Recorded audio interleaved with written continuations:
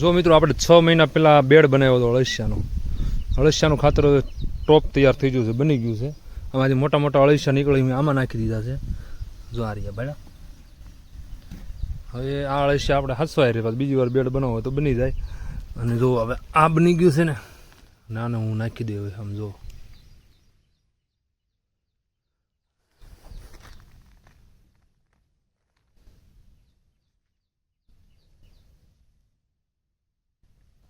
હાલો હવે આને હું માંડવીમાં નાખી દઉં. ઓર્ગેનિક માંડવી જે આપણી છે એમાં સિંગ તેલ તો આપણું ઓર્ગેનિક થઈ જાય, ઘઉં ઓર્ગેનિક થઈ જાય, અનાજ કઠોળ ને શાક બકાલું ઓર્ગેનિક થઈ જાય એટલે ઘણું. હવે મેં આનો કેવો દેશી જુગાડ કર્યો છે એ હું તમને બતાવું કે ડોલ કે તગારું પકડવું ન પડે. ઠેલી બનાવી છે, ખંભે ટીંગાડી દેવાની અને હું ખંભે ટીંગાડી દઈ અને નાખતો જાય. જો મારો વે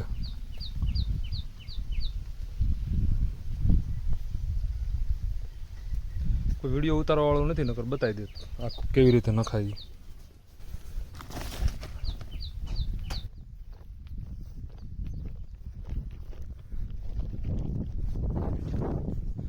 હવે આપણે આ માંડવીમાં આમ વેરતા જવું.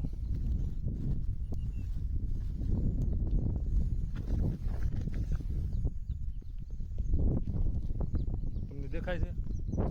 મને નથી ખબર. જો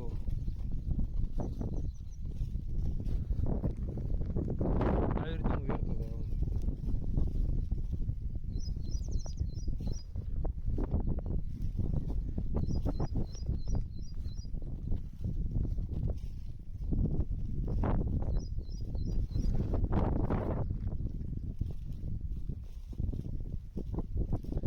આ બધી ઓર્ગેનિક માંડવી છે આપણી. ઘરનું સિંગ તેલ થઈ જાય તો આખું વરસ 2 વરસ હાલે એટલું સિંગ તેલ ઘરનું કરી નાખવું છે, બરાબર? કોઈને દેવું નથી, ખાલી આટલી હાસવાની છે.